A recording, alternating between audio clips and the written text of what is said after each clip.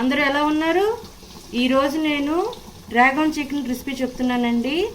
దీనికి కావాల్సింది boneless chicken 300 grams, corn flour half cup దాకా, అల్లం వెల్లుల్లి paste 1 tablespoon, tomato ketchup 2 tablespoons, red chilli sauce 3 tablespoons, soya sauce 1 tablespoon, capsicum ఒకటి ఇలా medium size ముక్కలుగా cut చేసుకోవాలి.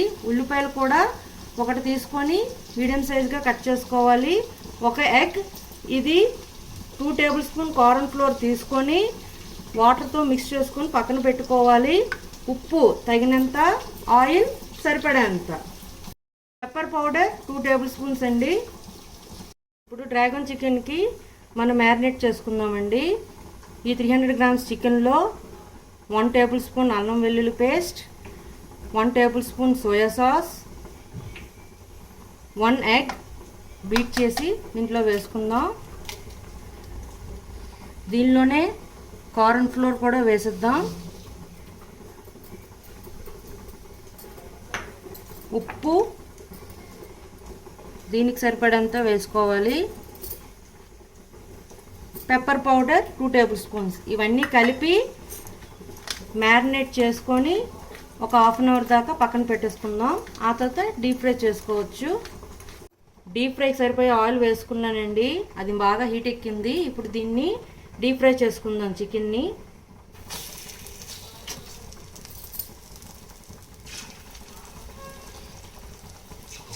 అన్నీ డీప్ ఫ్రై చేసుకొని తీసుకొని పక్కన పెట్టేసుకుందాం. అయిపోయాయండి. పక్కన తీసుకొని ప్లేట్లో పెట్టేసుకుందాం. చికెన్ అంతా డీప్ ఫ్రై చేసి పక్కన పెట్టేసుకున్నాను. ఇప్పుడు ఈ కడాయిలోనే కొద్దిగా ఆయిల్ ఉంచుకొని క్యాప్సికమ్, ఉల్లిపాయల్ని వేయించుకుందాం.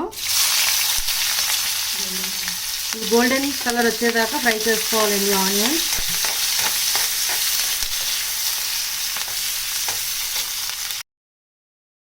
ఇప్పుడు దీంట్లో రెడ్ చిల్లీ సాస్, టమాటా కెచప్ వేసేద్దామండి.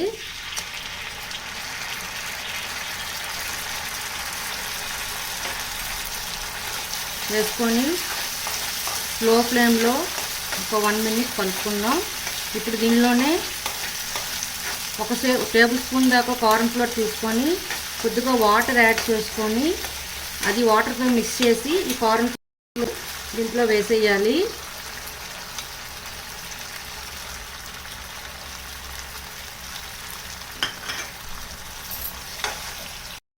ఇది స్లో ఫ్లేమ్లో పెట్టుకొని మిక్స్ చేసుకోవాలి.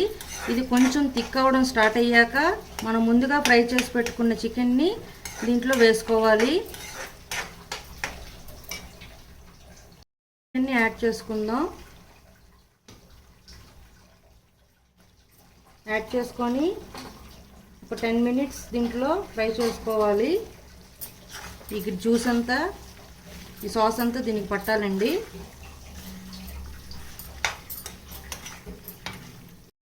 దీన్ని సర్వింగ్ బౌల్లోకి తీసుకొని దీనిపైన కొత్తిమీర చల్లుకొని సర్వ్ చేసుకోవాలి.